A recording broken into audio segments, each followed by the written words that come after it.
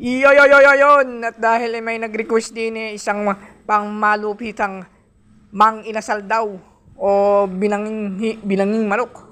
Eto na. Ay tara. Lutuin na natin. Let's go! Eto na. Unahin muna natin at tanggalin muna natin ang mga buto nito.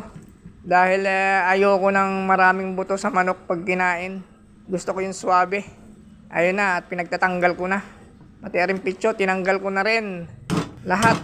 At tirahin muna natin na rin mga pansahog na rin. Inuna ko yung bawang, kalamansi. At mag-marinade na tayo din eh.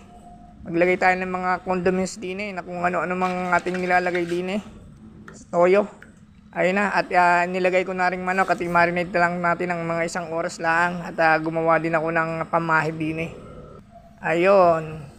Sinalang ko na para mabilis at dahil medyo gutom na rin aking mga kasama din eh. At hinango ko na. Ayun oh.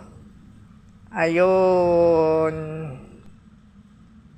Eto na, dumali na.